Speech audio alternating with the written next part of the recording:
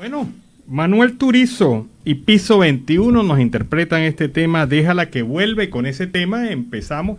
Bueno, dejamos volver a Gaby hoy, ¿no? Sí, sí. Gracias. Con ese tema iniciamos nuestra edición de este mediodía, llevándoles a ustedes información, comentarios, noticias, música, entrevistas, todo lo que tiene que ver con Venezuela y su migración en el mundo. Lo hacemos con mucho cariño, mucho respeto para todos ustedes a través de esta señal 1400 para los más modernos, 1400 AM, aquellos que quieran irse por la vieja escuela, pues de la voz de la Gran Colombia, desde Cúcuta para todo el mundo. Buenas tardes, Nancy. Buenas tardes, Gaby. Buenas tardes, muchachos. ¿Cómo están? Muy bien, muy buenas tardes, Alan. Buenas tardes, Gaby. Buenas tardes a toda esa amable audiencia que nos sigue a través del dial 1400 AM, la voz de la Gran Colombia, y de nuestras redes sociales oficiales. Síguenos en Facebook, en Siempre Venezuela Radio, en Instagram, @Siempre Venezuela Radio, y en Twitter, @Siempre Venezuela. Y en nuestra página web, www.siemprevenezuelaweb.com, www.siemprevenezuelaweb.com.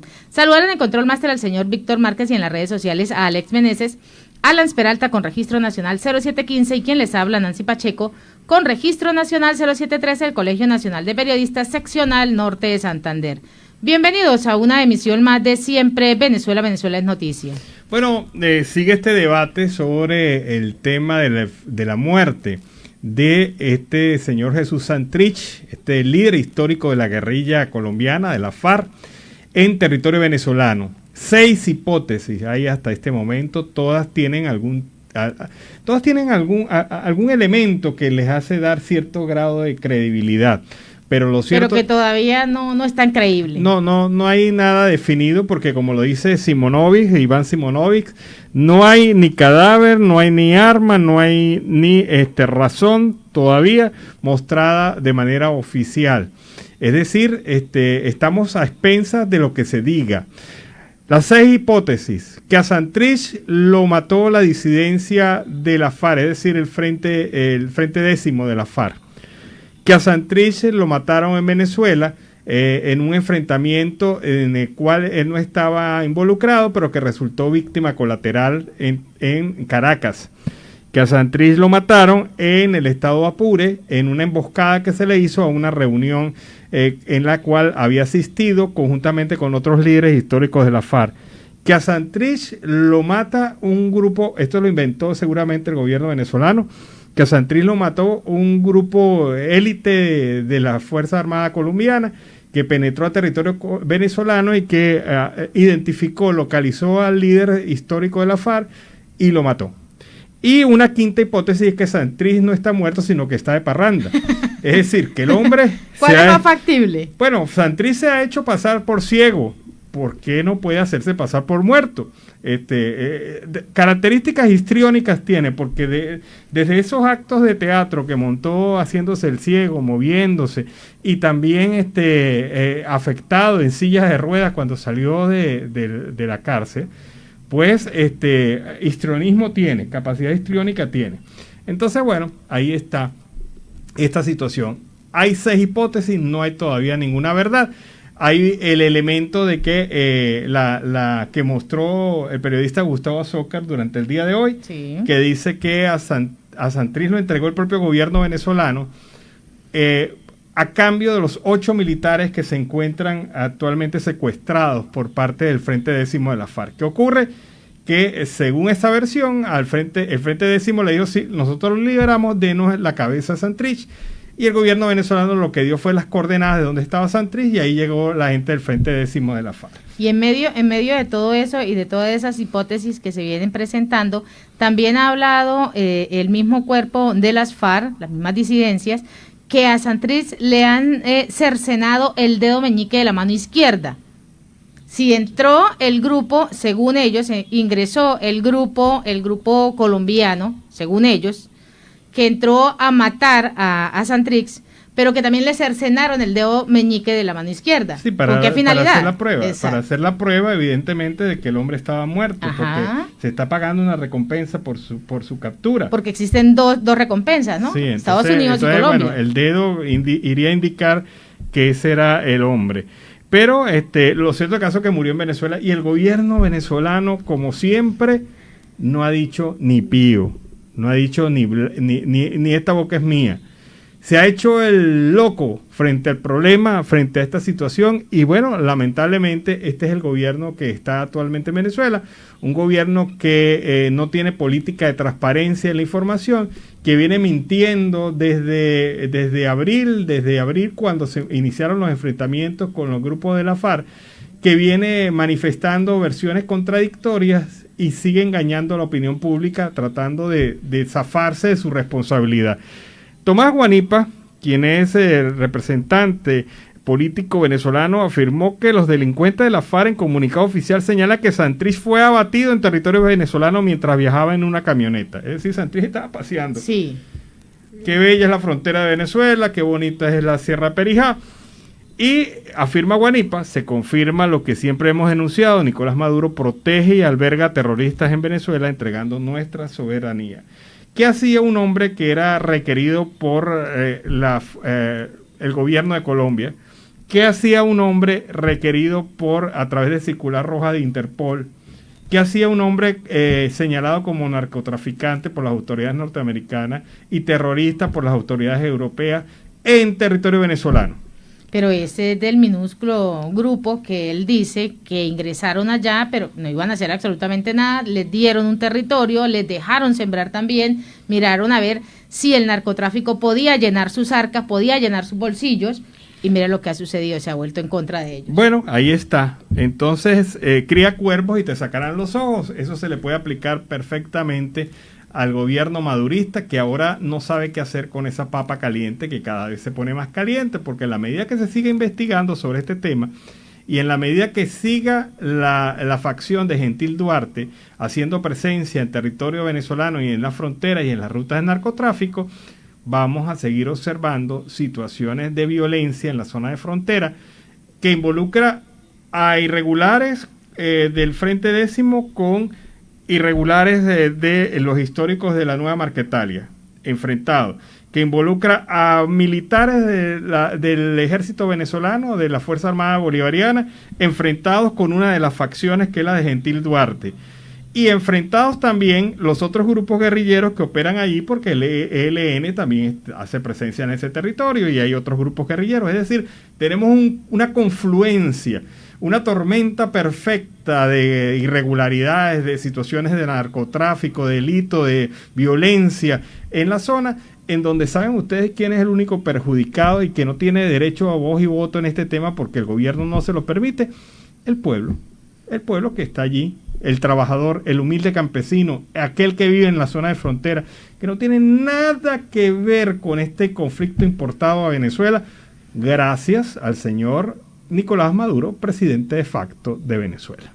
Y en otro orden de ideas en Carabobo, pues no hay quien dé información respecto a la vacunación contra el COVID-19, pues no se sabe nada. En Carabobo no hay quien dé esta información respecto a la jornada de vacunación contra el COVID-19. El resultado no es otro que los múltiples denuncias de la corrupción de la administración de las dosis.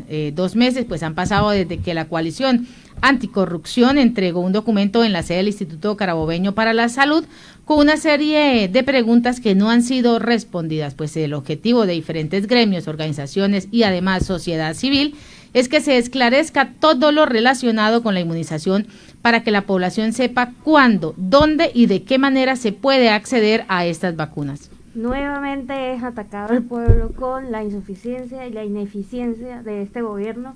Además, adicionalmente, la ONG de Médicos Unidos de Venezuela, representante Jorge Lorenzo, dice: no hay infraestructura, no hay medicina, van 2.700 muertos, médicos, sanitarios, y sumado a eso 60 y 70% de emigración en el ámbito de salud. Se están quedando sin médicos por todo lo que hablábamos también de la falla en los salarios, la falla en el cuidado, en los insumos.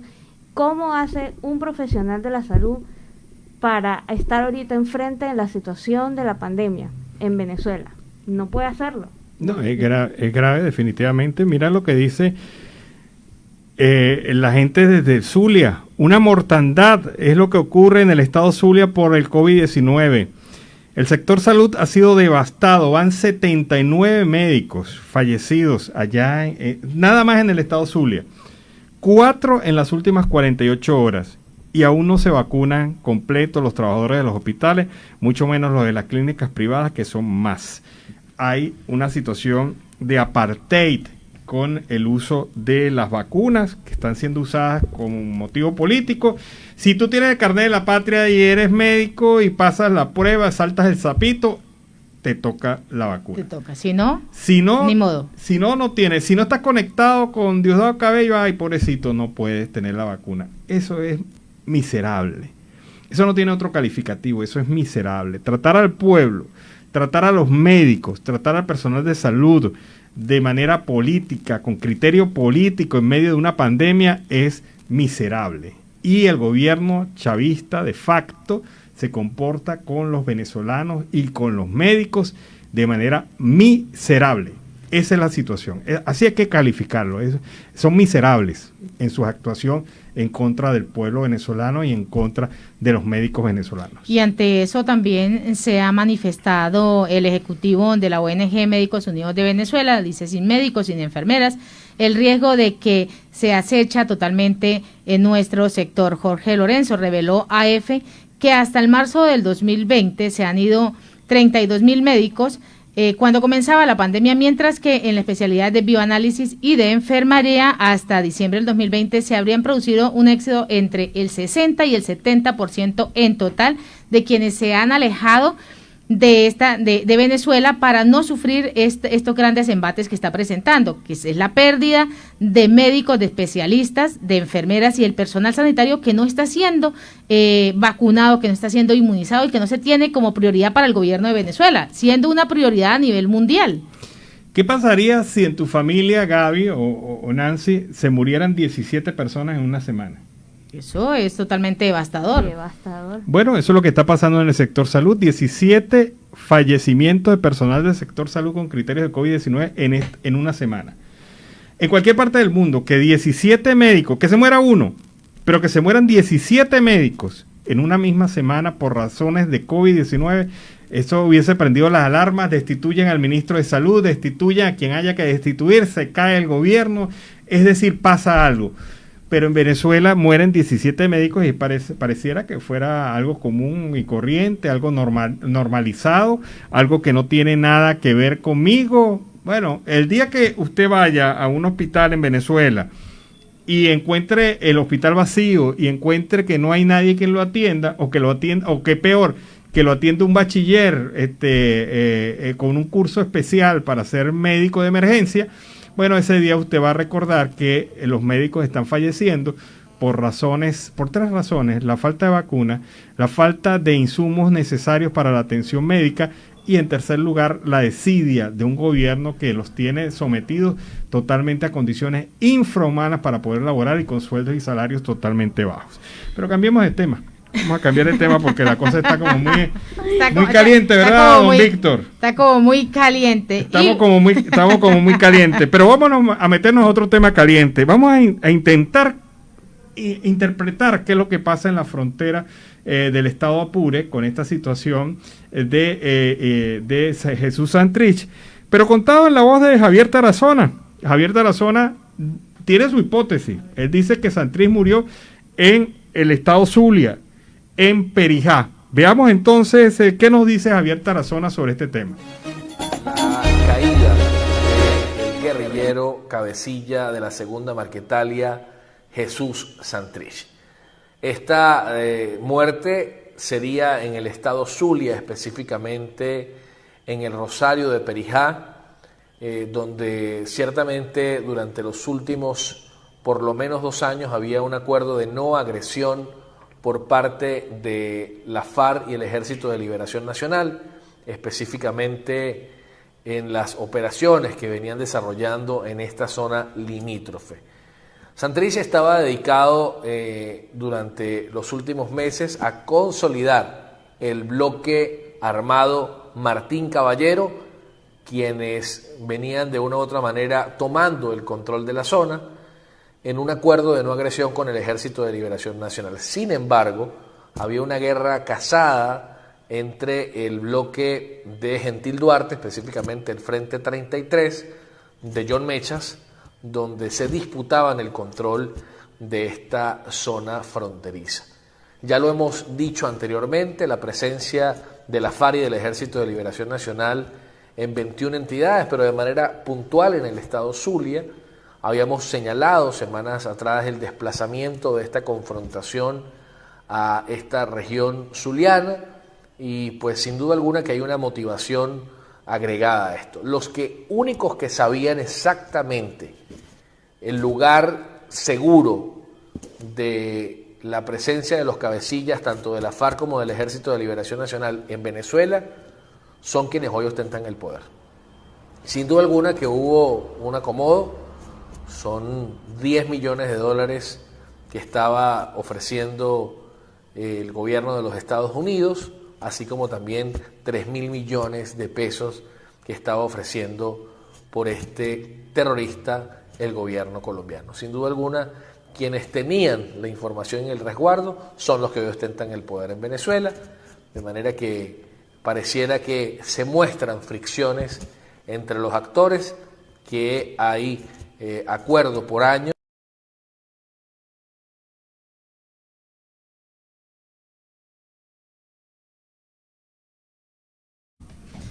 La situación cada día se ve más caótica, cada día, como lo dice Tarazona, las disidencias de la FARC muestran un panorama totalmente irrelevante a la verdadera situación de lo que está ocurriendo. Pero ya va, pero es que Tarazona dijo algo claro, que fue, él no lo dijo directamente, pero lo dice entre líneas, que fue el gobierno de Venezuela quien lo entregó.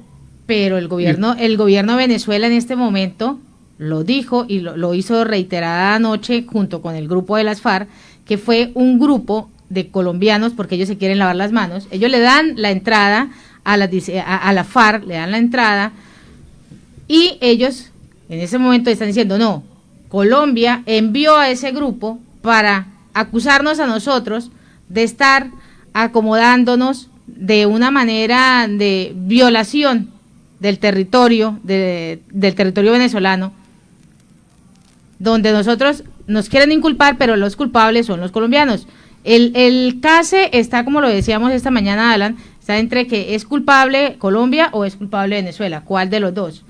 No, yo lo que creo que definitivamente pudiera haber lógica en lo que dice Tarazona. Hay la posibilidad de que haya sido el propio gobierno de Venezuela que haya por lo menos dado las coordenadas. Y lo demás es historia. ¿Qué piensas tú, Gay? Y el silencio puede deberse también a un lavado de manos, a ser abogado del diablo y a no quedar mal con nadie, ¿sí? El hecho de que el gobierno de Venezuela no se esté poniendo enfrente y diciendo entregamos las coordenadas porque queremos o hicimos un allanamiento o hicimos un programa o todo fue calculado, el hecho de que no se hayan adjudicado esta baja, por decirlo de alguna manera, también puede verse a ellos nunca lo van a aceptar, el gobierno de Venezuela con todos los lados. El gobierno de Venezuela nunca lo va a aceptar. Es que le queda muy cuesta arriba en su política y estrategia. Pero bueno, cambiemos de tema, démosle otro giro. El giro ¿Para dónde lo vas a enviar ahora? Para la Asamblea Nacional, en donde se aprobó un acuerdo de apoyo total y absoluto a la propuesta de Juan Guaidó en la Asamblea Nacional Legítima. Escuchemos la visión sobre este tema. La conclusión de dicho acuerdo deben ser 4 puntos muy concretos. Elecciones libres, presidenciales, parlamentarias, regionales y municipales, con observación y reconocimiento internacional. Segundo, garantías democráticas para todos los actores, liberación de presos políticos, justicia transicional. Tercero, ayuda humanitaria masiva, incluyendo y haciendo especial énfasis en vacunas para el COVID. Y cuarto, un compromiso de la comunidad internacional para lograr incentivos y soluciones para Venezuela, incluyendo el levantamiento progresivo y condicionado de sanciones. Convoco a todos los venezolanos, donde quiera que se encuentren, cualquiera que sea su posición ideológica, económica o social, para apoyar esta propuesta de acuerdo de salvación nacional, estando seguros de que apoyar este acuerdo es apoyar la vida, junto con una vía que nos permitirá construir el futuro que Venezuela se merece. La unidad frente a cualquier escenario nos mantiene firmes. La división frente a cualquier escenario nos debilita. La unidad de estrategia, de mensaje y de acción es parte del Acuerdo de Salvación Nacional y por eso todos debemos apoyarlo. Salvemos a Venezuela, ya basta de tanta crueldad y muerte. Vamos a seguir creyendo en nosotros mismos hasta romper las cadenas de la tiranía y gritemos con brío: ¡Viva Venezuela libre!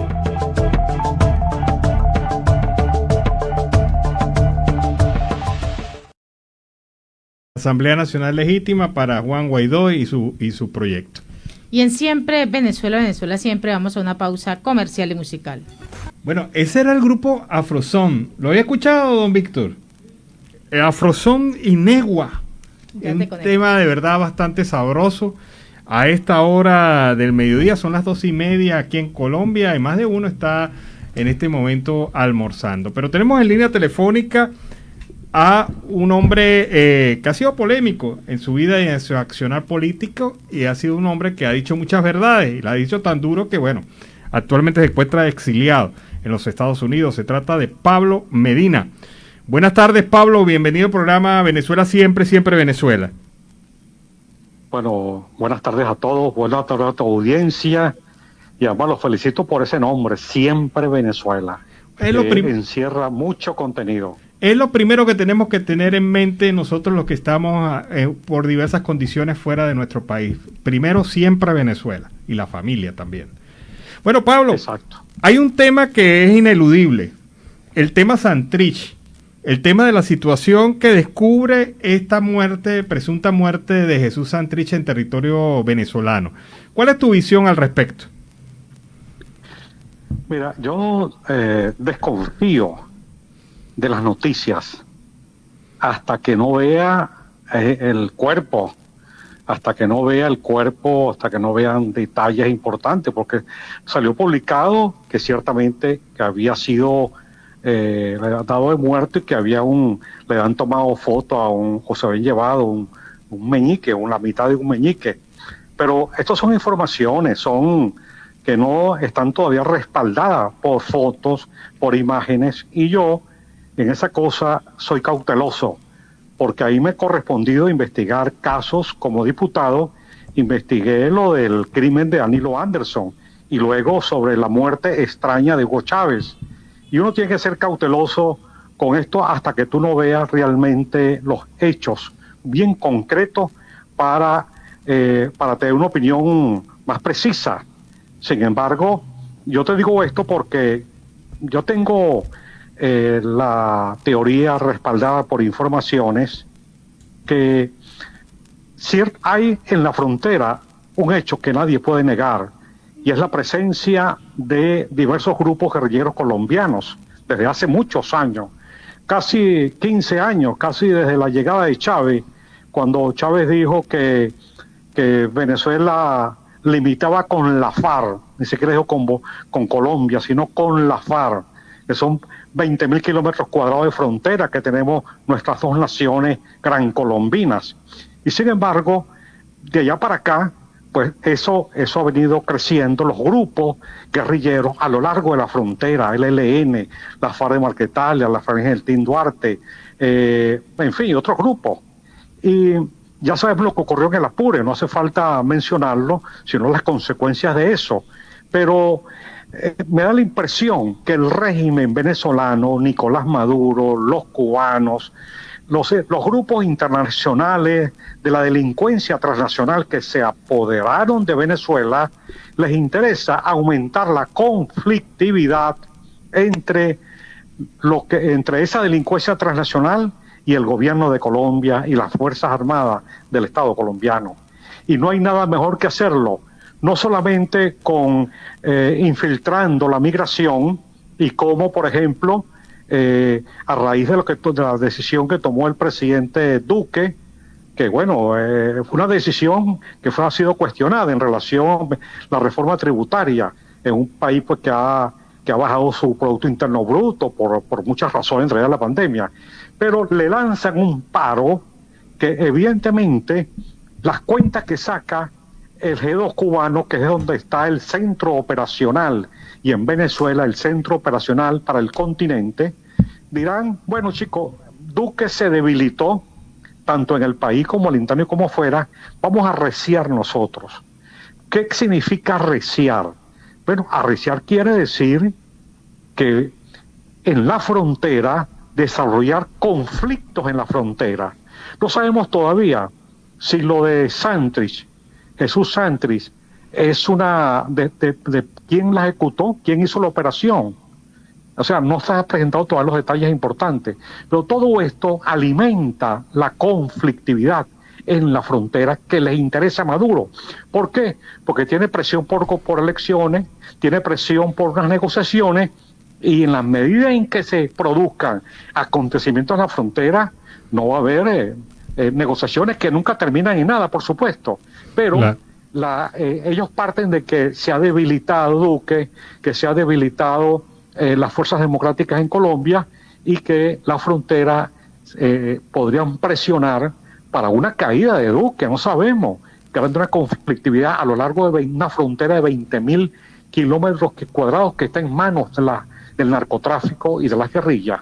Entonces, ese cuadro tiene que apreciarse, porque en Ecuador, por supuesto que salió muy mal el Foro de Sao Paulo y el Grupo de Puebla. Claro. Y no sabemos qué va a pasar en el Perú. Pero a propósito de eso, Pablo, hay algo que uno no entiende. Sale la electa alcaldesa de Santiago de Chile diciendo que su política social y económica va a ser fundamentada en la propuesta chavista, la propuesta de Chávez.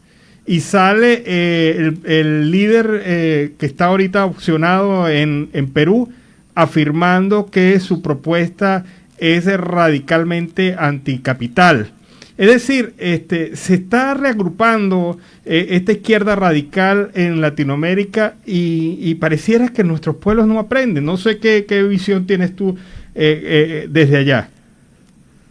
Bueno, realmente no es una izquierda que podríamos decir radical, es una Cuba y Venezuela, y lo que ocurre en la frontera, y lo que trataron de hacer en Ecuador cuando Lenín Moreno, y lo que pasó en Bolivia y en Chile mismo, aquellas manifestaciones que destruían todo, chicos, destruían el transporte, destruían todo lo que significa civilidad, todo lo que significa países productivos, como el caso de Chile, que tú tienes que hacer cambios, pero los cambios no tienen que hacer por la fuerza, los cambios no pueden ser por la vía de la delincuencia, de la destrucción, sino una lucha política abierta, haciendo propuestas de cambios democráticos, pero cambios en libertad.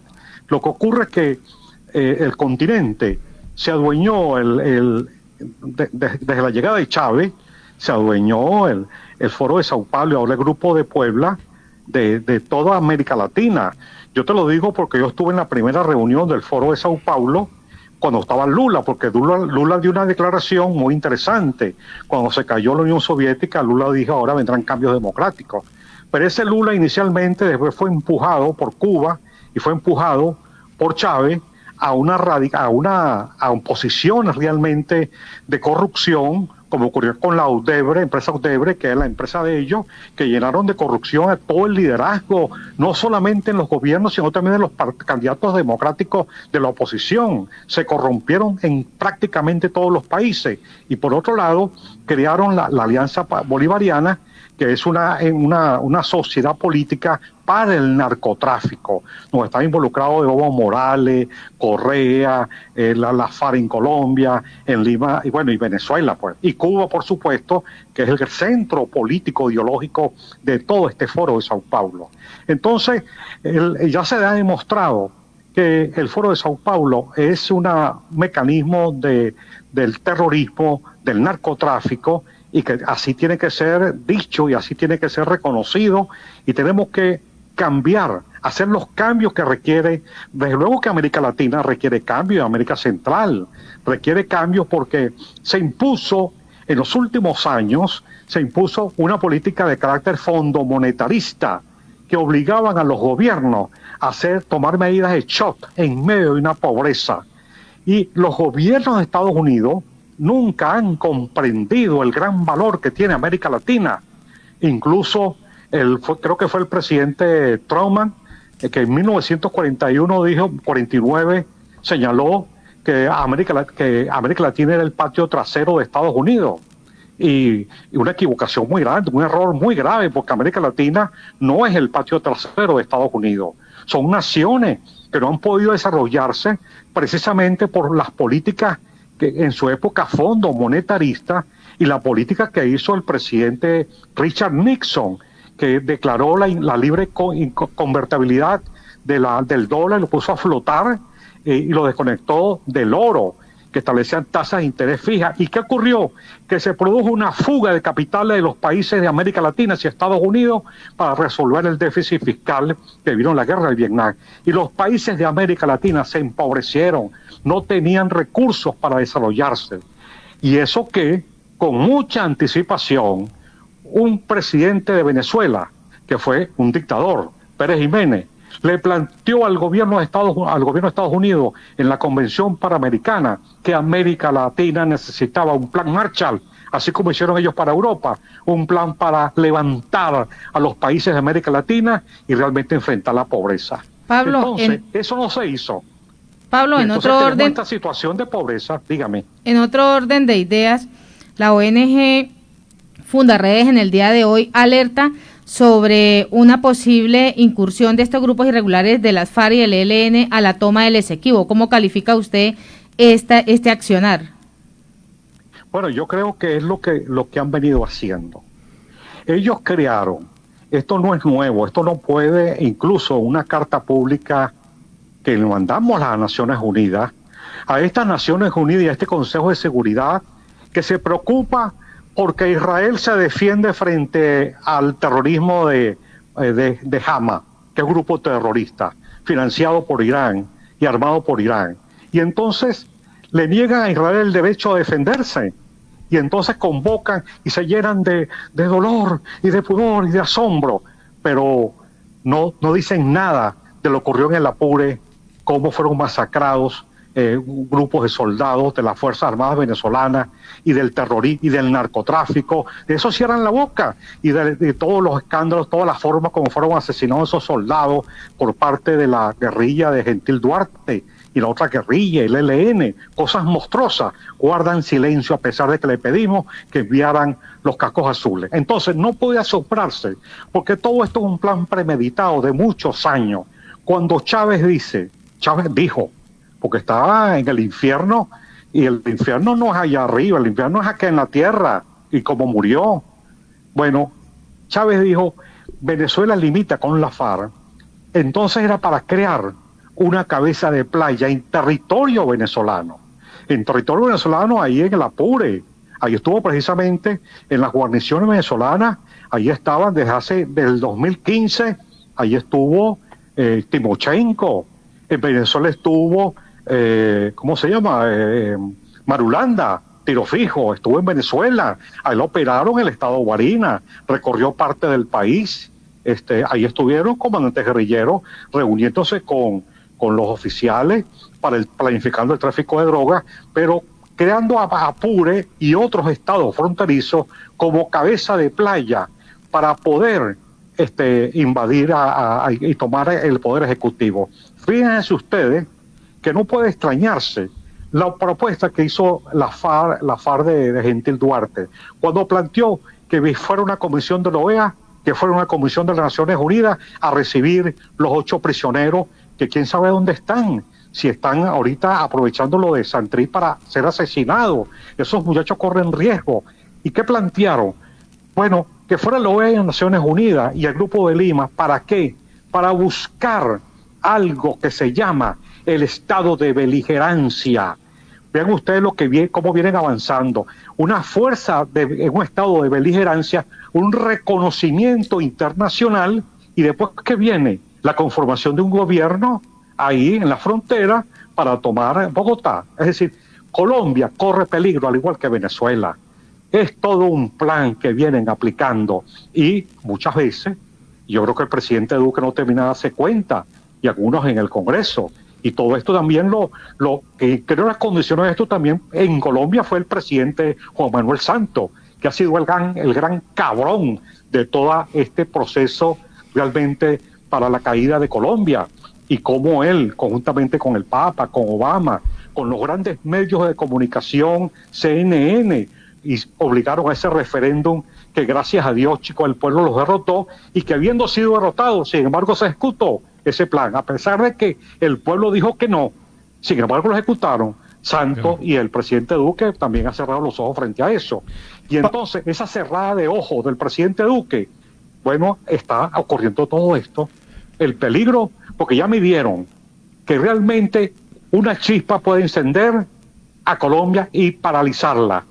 Y en medio de una parálisis viene la acción militar. Todo está realmente para eso. Pablo, finalmente, de manera breve, ¿cuál es la visión de la Junta Patriótica que lideras en relación a esta propuesta de Guaidó de diálogo para el rescate nacional? Bueno, ¿cómo puede haber diálogo entre el delincuente y el preso? Guaidó es un preso y todos son unos presos. Venezuela está secuestrada, Venezuela es un campo de concentración. Eso es como dialogar con una pistola en la frente o en la espalda. ¿Cómo puede haber diálogo ahí? No hay ningún diálogo. Yo creo que el país está secuestrado y yo creo que hacer elecciones en estas condiciones, además, designaron 2 rectores supuestamente de la oposición, porque esos son unos bandidos, tanto Enrique Márquez como el otro. Yo acabo de escribir Roberto Picón, que ha participado en grandes fraudes. En el año 2000, esos rectores en el año 2013 firmaron el acta de la traición y permitieron un fraude para que llegara Maduro después de la muerte de Chávez. Bueno, ¿cómo puede haber diálogo ahí? Esos 2 señores que supuestamente son de la oposición fueron designados por una Asamblea Nacional que es ilegal, que no tiene base para ello. Y esa Asamblea Nacional prácticamente designada por un Estado forajido. Venezuela es un Estado forajido, delincuencial, que hay que aplicarle la ley de Palermo, que es una ley de las Naciones Unidas contra la delincuencia organizada transnacional que se apoderó del territorio de Venezuela. Bueno, muchas gracias, Pablo. Pablo Medina, presidente de la Junta Patriótica, que actualmente se encuentra exiliado en Miami. Bueno, muchas gracias, Pablo. Muy amable y gracias a todos, pues, muy amable, a toda la audiencia, pues. Seguimos en Siempre Venezuela, Venezuela siempre es noticia, y en Siempre Venezuela vamos a una pausa comercial y musical. Bueno, en la década de los 80, estas niñas que están acá bailaban Carolina con K. ¿Por Dios? Bailaban Carolina con K, mostraron la cédula, cayó el conocimiento, hizo sa y plaf. Y estas niñas pues se bailaban Carolina con K en este tema Noche Vacía, no, un tema muy bonito. Gabriela dijo que no. A Gabriela dice que no. No, yo no soy de los 80. Ah, no eres de los 80. No, ya terminando los 80. Ah, o sea, ok. no viví los 80. Ah, ok, bueno, mire, alguien que se salva de esta mesa. Bueno, seguimos acá en Venezuela siempre, siempre Venezuela. Con Carolina con K iniciamos la segunda hora del programa. Una segunda hora que nos permite hacer un enlace con nuestra emisora hermana La Voz del Río Arauca, que nos permite llegar hasta el Arauca Colombo venezolano. Lo hacemos con mucho cariño y mucho respeto para todos ustedes, generando desde acá, desde el 1400 AM, 1400 de La Voz de la Gran Colombia, llevándoles a ustedes información, comentarios, noticias, música y entrevistas. Bueno, saludamos en el Control Master a Roberto Alexis Rojas, a nuestro corresponsal Oliver Luyano, el amigo de todos, y a toda esa gente que en esta segunda hora se nos conecta a través de La Voz del Río Arauca 1110 AM. Bueno, y Gaby está que se habla. Sí, Gaby. Así es, muchachos, miren, en marco del acuerdo de salvación nacional, pues son muchas las posturas, muchas las personas que van y vienen en sus opiniones, en sus comentarios. Guaidó mantiene la búsqueda de aliados internacionales que ejerzan presión.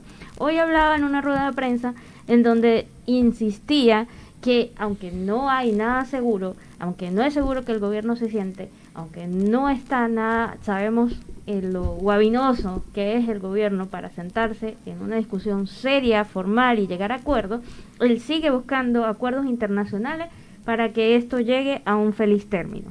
Por otro lado, Brian Nichols, nominado para asumir como secretario del Departamento de Estado por el nuevo gobierno de Estados Unidos, dice que él va a seguir con una política de sanciones económicas, ¿ok? Tenemos ese otro aliado internacional para tratar de resolver y llegar al acuerdo de salvación nacional. Y Marco Rubio indica, adicionalmente en sus declaraciones, que Maduro es, junto con sus secuaces, ya un experto en manipular negociaciones que no llegan a nada. Entonces, ¿cómo vamos con este acuerdo de salvación nacional en donde los dos actores, como lo decía nuestro invitado hace un momento, uno es opresor y el otro es el oprimido? ¿Cómo podemos llegar a lo que es más importante para el pueblo de Venezuela, que es la salvación nacional? Porque hemos visto a lo largo de todas las noticias que hemos dado el día de hoy, de todos estos días, cómo muchos aspectos de la economía, salud, sociedad de Venezuela está ya en ruinas y caótica.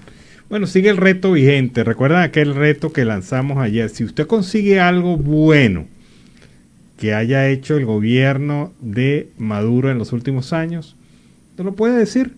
Tiene todas nuestras redes sociales, en Facebook, en Instagram, en Twitter, en nuestra página web.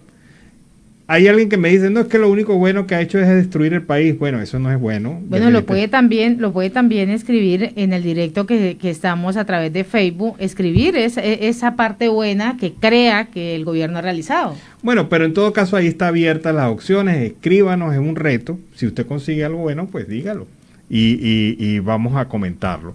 Pero fíjense que nos envían material. Y nos envían material desde la Troncal 10. Usted sabe, la Troncal 10 en Venezuela es la ruta que comunica Santa Elena de Guairén en la frontera con Brasil con Ciudad Guayana. Esa Troncal 10 se encuentra en unas condiciones totalmente deplorables. Pero dejemos que sean los mismos transportistas que nos envían este material quienes comenten la información.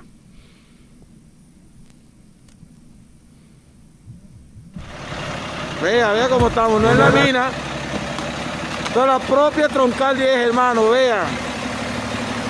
La propia Troncal, no es la vía, las minas adentro, la Troncal 10, una vía internacional, hermano. Vea cómo tienen que pasar los camiones, pararse. Vea, para el señor gobernador, que tanta paja habla. Vea cómo tiene que estar la gente acomodando para poder pasar, para poder llevar el alimento a otros estados, ya que aquí no se hace un coño en este país. Quebraron todo.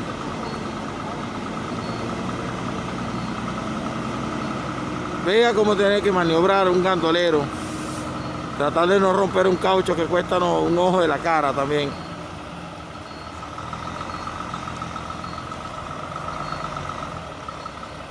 Así estamos nosotros. Como está este hueco, así está Venezuela. Jodido por donde quiera.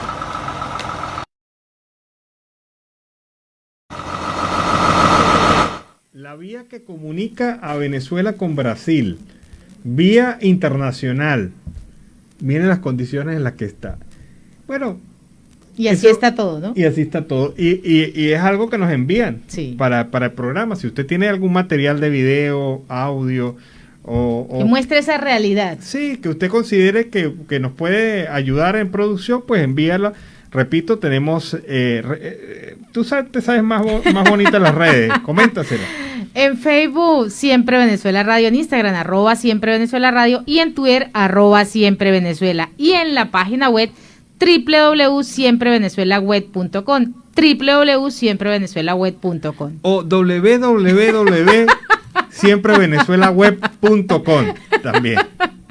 Seguimos con las informaciones. Siempre Venezuela siempre. Vamos con el primer reporte de nuestro corresponsal Oliver Luyano, el amigo de todos.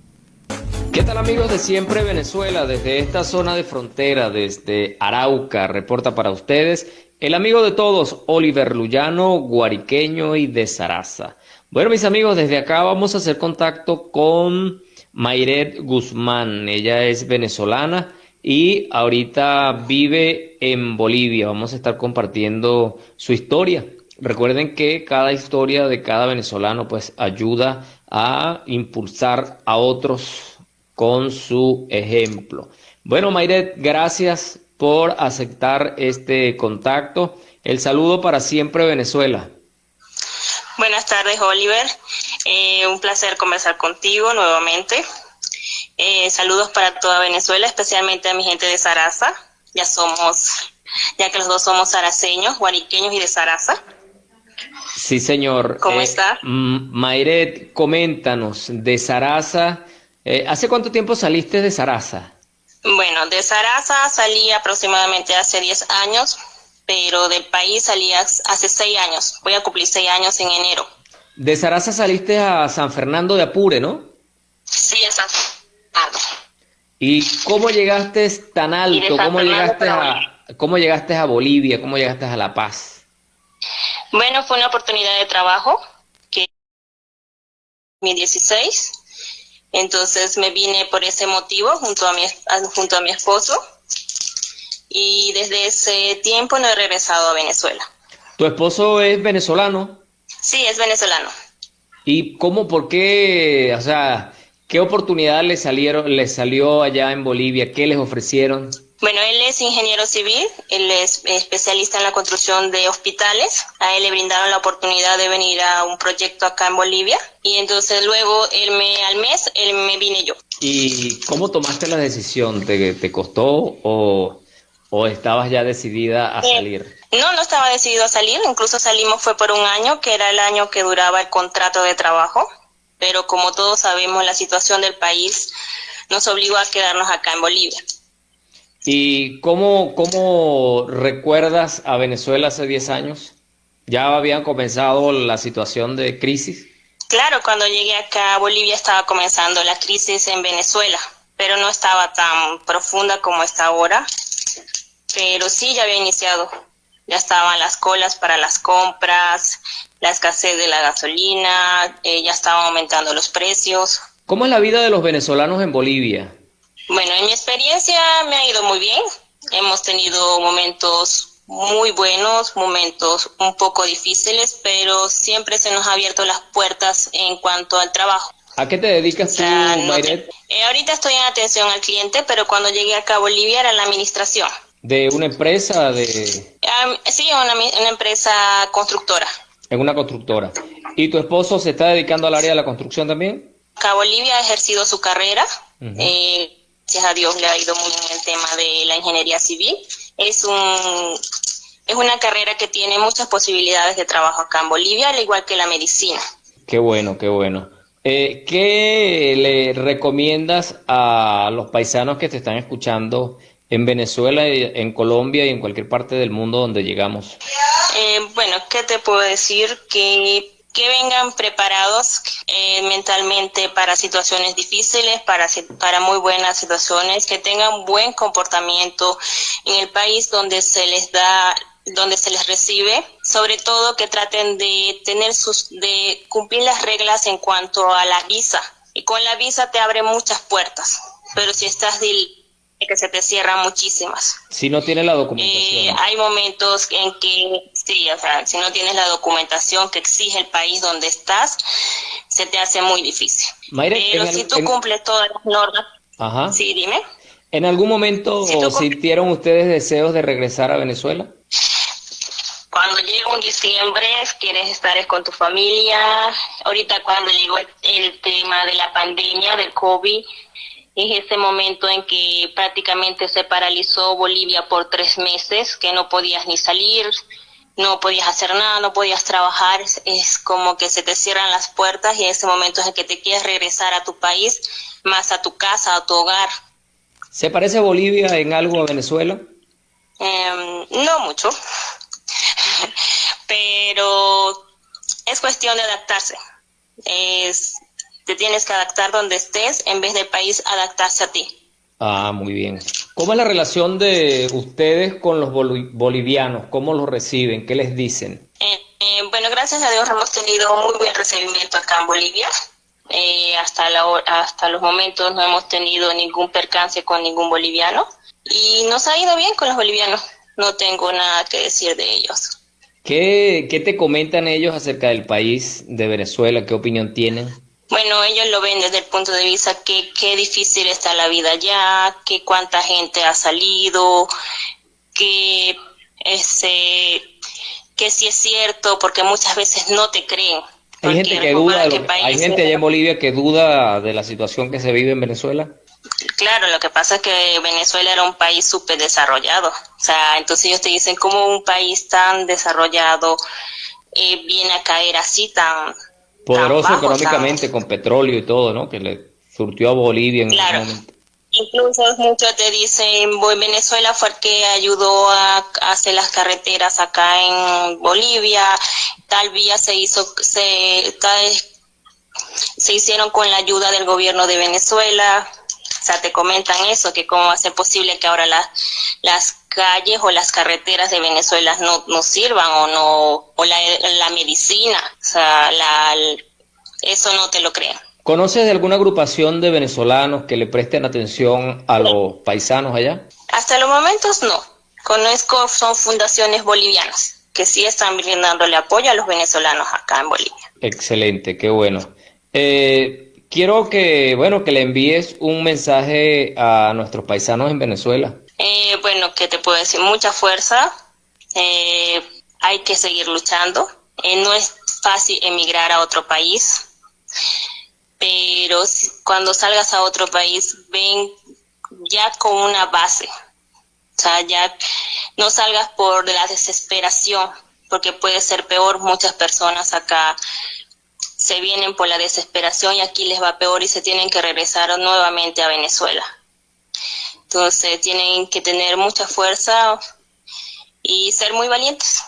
Bueno, Mayret, muchas gracias por darnos esta entrevista. Mayret fue compañera nuestra de labores en varios medios allá en Venezuela, varios periódicos, ¿verdad? ¿Recuerdas aquellos tiempos? Claro que sí, ¿cómo olvidarlos? Sí, señor. Pronto regresaré cuando Venezuela mejore, regresaré para seguir trabajando con ustedes. Bueno, gracias, Mayret. Saludos a tu familia, a tu esposo, tu hija. Gracias por aceptar esta invitación al programa. Gracias a ti por la invitación. Gracias. Bueno, mis amigos, desde esta zona hicimos contacto con Mayret Guzmán, venezolana, saraceña, paisana mía, allá en Bolivia. A ustedes, amigos, recuerden que desde acá les reportó el amigo de todos, Oliver Luyano, guariqueño y de Zaraza. Adelante, Nancy y Alan. Bueno, interesante este trabajo de Mayret Guzmán. Fíjate cómo poco a poco se ha ido levantando allá en Bolivia, cómo con su esposo ya tiene una actividad de emprendimiento, cómo han venido laborando y sobre todo un buen consejo. Mire, no migre sin antes haber planificado, aunque sea lo básico.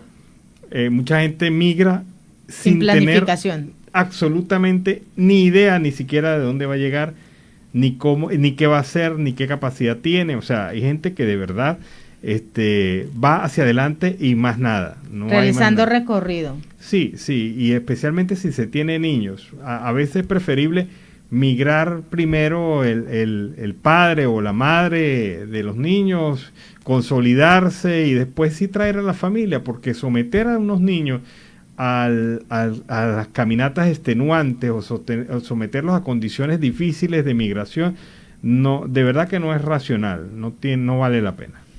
Y en otras informaciones en Siempre Venezuela, Venezuela Siempre es Noticias, informa a la Corte Penal Internacional sobre la reestructuración del SEBIN y el DGCIN. Pues el fiscal general Tarek William Saad informó que envió un informe a la Corte Penal Internacional en la que da a conocer los nuevos cambios que involucran a la Dirección General de Contrainteligencia Militar y al Servicio Bolivariano de Inteligencia Nacional.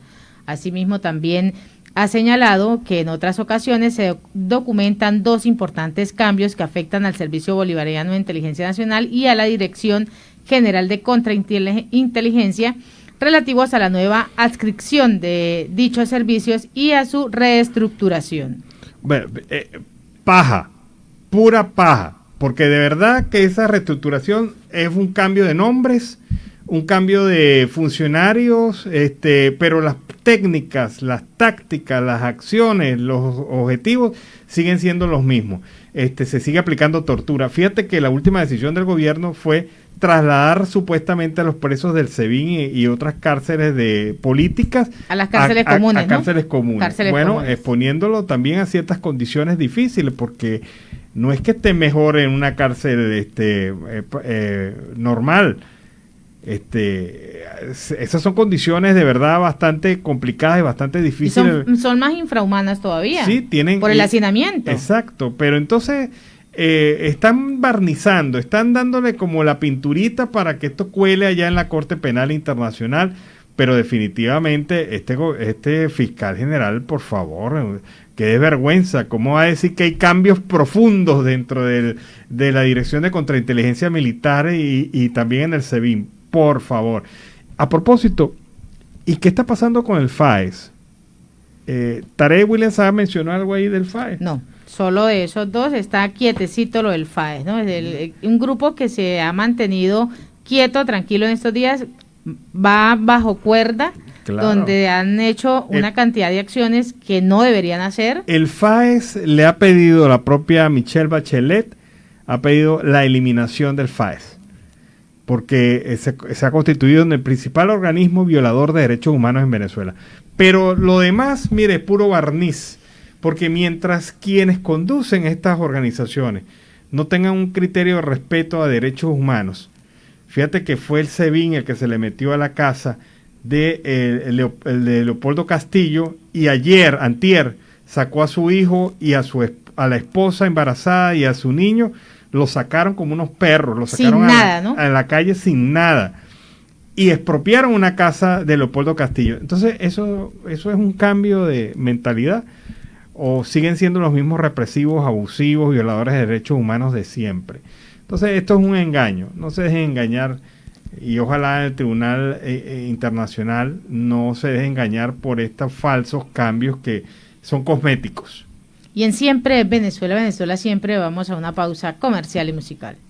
Guaco, que con la tambora de fondo desarrollan este tema que no es muy conocido, perfecta para mí, pero que Guaco es Guaco, y lo ha puesto a sonar muy bonito, muy bueno a esta hora del mediodía aquí en el programa Venezuela Siempre Venezuela, dispuestos ya a comernos el último pedazo de la torta, ¿no? De esos 4 pedazos. De esos 4 pedazos. El último pedazo generalmente es el más sabroso. ¿Quién se lo va a pelear? No, porque el que se queda con ese pedazo se lo guarda y se queda mirando a los demás y le dice, lástima. ¿Será que sí o será que no? Bueno, seguimos entonces aquí en Venezuela Siempre Venezuela, en el enlace que nos comunica con el Arauca Colombo venezolano a través de La Voz del Río Arauca, nuestra emisora hermana. Seguimos con las informaciones. Así es, Alan. Colombia analiza la posibilidad de reabrir la frontera con Venezuela a partir de este 1 de junio. Se reunieron en el marco de la reactivación económica, lo que es la Cancillería, el Gobierno del Norte de Santander y el Ministerio de Salud, ya que esta apertura se debe realizar con los más estrictos controles de la bioseguridad, para que esto ayude a la economía y no afecte todos los progresos que se ha hecho en marco de la pandemia. Adicionalmente a esto, cabe recordar que el Ministerio de Relaciones Exteriores había emitido una resolución a mitades de mayo con el número 0667, en donde se autorizaba la apertura con pasos marítimos, terrestres y fluviales de la República con la frontera Panamá, Ecuador, República de Perú, República Federativa de Brasil, y bueno, ya en el marco de la reactivación económica acá en el norte de Santander se está hablando de una posible apertura de la frontera terrestre con Venezuela a partir del 1 de junio. Bueno, eso lo vienen solicitando los gremios, las organizaciones desde el año pasado prácticamente, pero entiendo yo que todo el mundo está claro. La primera apertura va a ser la comercial. tal y como está ocurriendo con Paraguachón. Paraguachón está pasando mercancía. No es que Venezuela y Colombia no tienen negocios, sí los tienen. Por Paraguachón hace mucho rato están pasando. Sí, parece una cosa normal y entonces eso es lo que molesta a la gente de acá, de esta frontera, de la frontera norte de Santander, porque dice, bueno, si por Paraguachón pasa... ¿Por qué por acá está limitada? Exacto, siendo el principal puerto terrestre de ambos países, y donde está la infraestructura, donde está la experiencia, donde están las empresas. Muchas empresas de aquí de Cúcuta han tenido que irse a Paraguachón a montar tienda allá, porque no hay otra manera de poder sobrevivir económicamente, ya que no hay negocios por acá. Entonces, en vez de estarse pasando por trocha la mercancía, ellos dicen, bueno, pásenla por los puentes como tiene que ser.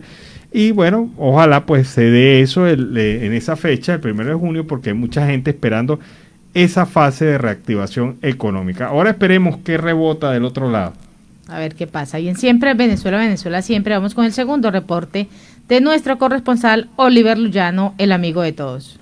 ¿Qué tal, amigos? Desde Siempre Venezuela, desde esta zona de frontera, desde Arauca, la tierra del joropo, reporta para ustedes el amigo de todos, Oliver Luyano, guariqueño y de Saraza. Bueno, mis amigos, gran placer. Estoy hablando con un paisano del estado Guárico. Se trata de Carlos Hernández, dirigente político del estado, conocedor a profundidad de la situación política, económica y social del estado. Carlos, bienvenido a Siempre Venezuela. Gracias por aceptar este contacto.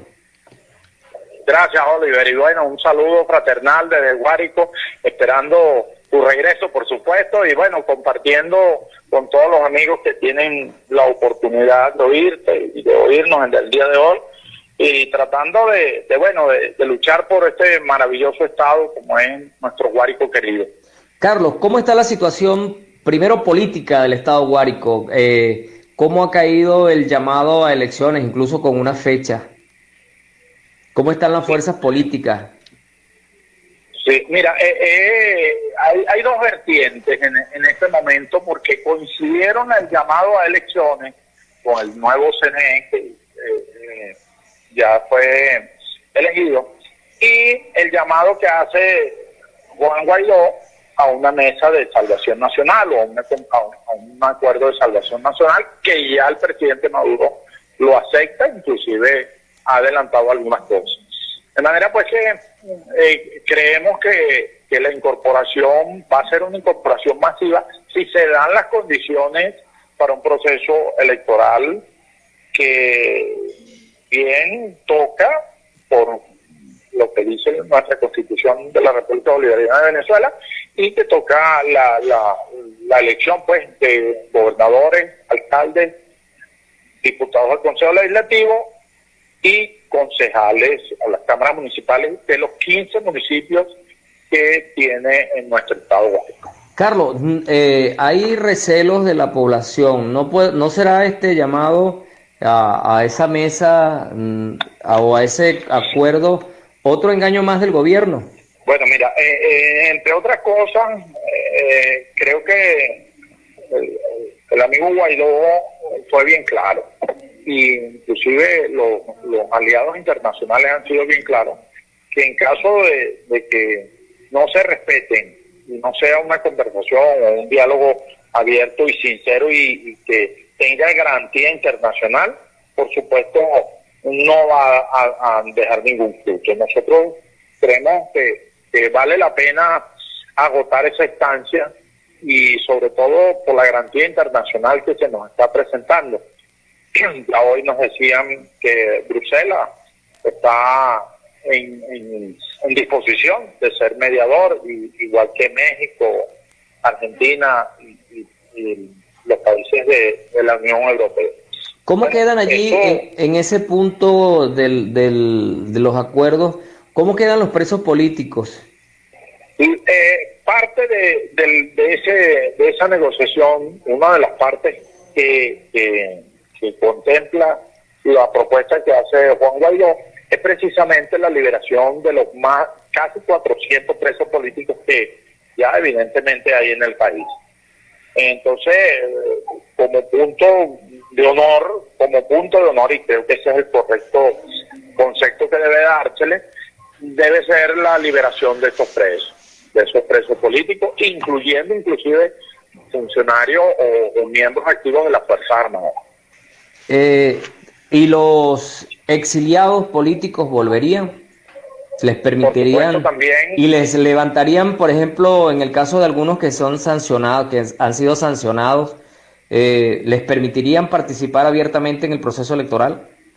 Una de las cosas que contempla ese punto precisamente es, al igual que los retenidos por cuestiones políticas, es precisamente los exiliados, que son en su gran mayoría perseguidos políticos también. De manera pues que esa es una de las exigencias que está haciendo Guaidó y su gente que tiene, que por cierto mañana supuestamente va a ser nombrados los representantes para la negociación, que como punto también importante es el regreso de los exiliados, unos políticos y otros no, pero en su gran mayoría son gente que ha tenido relevancia en el país, en sus regiones, y que son importantes para una discusión. Nadie puede negar que gente como Ledesma, como Diego Arria, gente que a pesar de que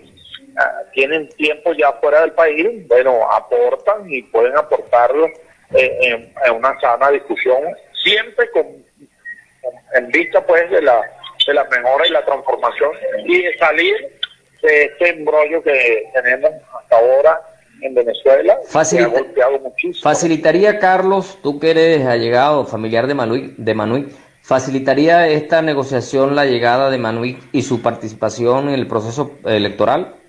Por supuesto, y nosotros, entendiendo, como digo nosotros, porque somos un equipo que ha estado durante tanto tiempo luchando porque se le reconozca, ya se han obtenido algunos logros a nivel internacional, ¿verdad?, sobre su situación jurídica y sobre su posible regreso a Venezuela.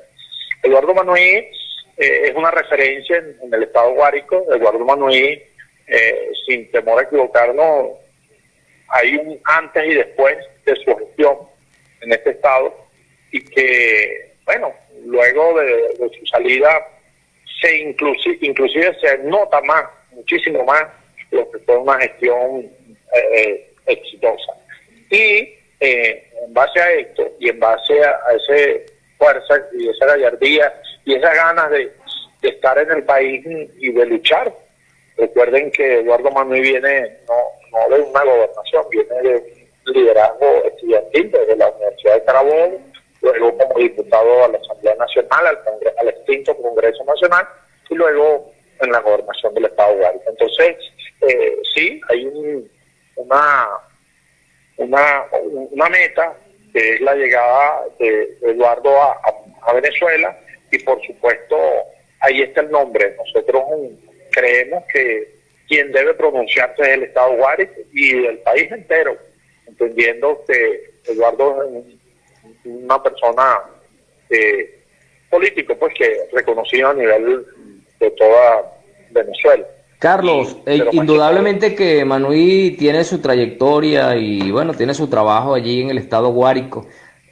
También es importante destacar, y esto quiero que me des tu opinión, que hoy los destinos del estado Guárico están regidos por dos personajes que formaron parte de esos jóvenes que formó, que les dio cabida en su gobierno, el caso del gobernador Vázquez y del secretario de gobierno Frediali Gómez. ¿Cómo evalúas tú esa gestión de estos funcionarios? Eso, y lo conversaba hace poco con el propio Eduardo Manuí.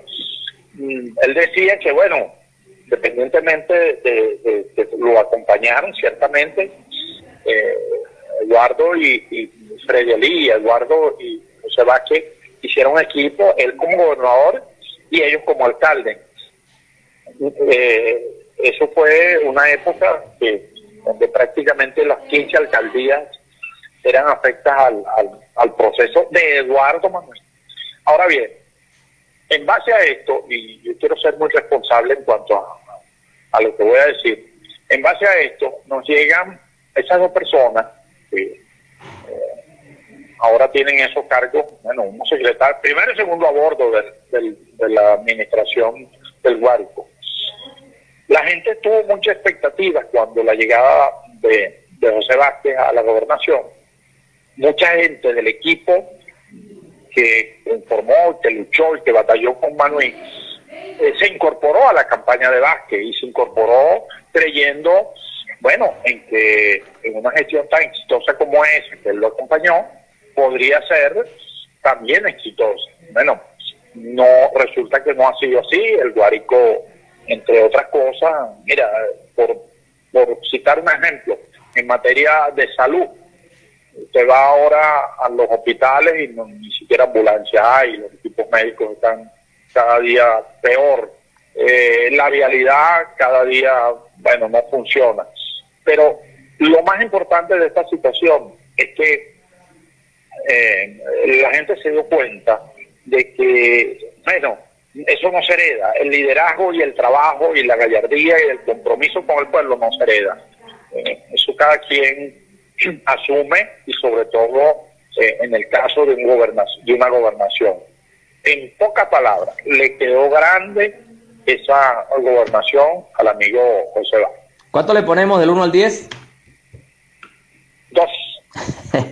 Bueno, Carlos, agradecido, mi hermano, por darnos esta entrevista. ¿Palabras finales ya? Sí, mira, yo quiero dar unas palabras de aliento y sabemos que ya tengo referencias del ámbito que abarca tu espacio, y ahora, bueno, con la nueva tecnología también, prácticamente en todo el mundo, cuando estamos en una situación o en un programa y una disertación de este tipo, y sobre todo en estos momentos. Nosotros creemos y tenemos el firme convencimiento de que Eduardo Manuel va a regresar al Estado Guárico. Vamos a iniciar un proceso de reconstrucción de este Estado, pero más que eso, es la unificación de las fuerzas democráticas en Venezuela. Hace falta que repotenciemos un país, bueno, golpeado y ahora más con la pandemia, que por cierto, y me permito decirte, del Estado Guárico creo que estamos de último en cuanto a la vacunación, y ni siquiera el personal de salud ha sido vacunado en su totalidad. Bueno, amigos, gracias Carlos, gracias por tu atención. Amigos, desde acá, desde esta zona de frontera, desde Arauca, reportó para ustedes el amigo de todos, Oliver Luyano, guariqueño y de Zaraza. Adelante, estudio. Bueno, ha sido el segundo reporte de Oliver Luyano desde el Arauca, Colombo venezolano, y en esta apreciación, bueno, la gente está moviendo sus fichas. Ya el que está montado en el tema electoral está montado, está armando sus fichas, armando sus cuadros, sus apoyos, sus necesidades, y el que no, pues está radicalmente opuesto a cualquier posibilidad de participación electoral. Está arrinconadito por ahí, ¿no? Bueno, vamos a ver en qué termina todo esto y sobre todo en qué termina lo indispensable. La satisfacción de las necesidades básicas del pueblo venezolano en este momento crítico, el tema de la vacunación, el tema del combustible, el tema del diésel para los productores agropecuarios, porque Venezuela va a una hambruna generalizada en los meses de octubre, noviembre y diciembre de este año, porque los productores no sembraron. Así de sencillo es lo que ocurre en Venezuela. Y así con esta nota hemos llegado al final de una emisión más de Siempre Venezuela, Venezuela siempre es noticia, a través del dial 1400 AM, La Voz de la Gran Colombia, de nuestras redes sociales. Agradecer en el Control Master al señor Víctor Márquez, a Roberto Alexis Rojas, en las redes sociales a Alex Meneses, Gabriela Parra, Alan Peralta con Registro Nacional 0715 y quien les habló, Nancy Pacheco, con Registro Nacional 0713, el Colegio Nacional de Periodistas, Seccional Norte de Santander. Hasta la tarde. Hasta la tarde. Recuerden ustedes nuestra edición de 5 a 6 de la tarde a través de esta señal 1400 AM, La Voz de la Gran Colombia.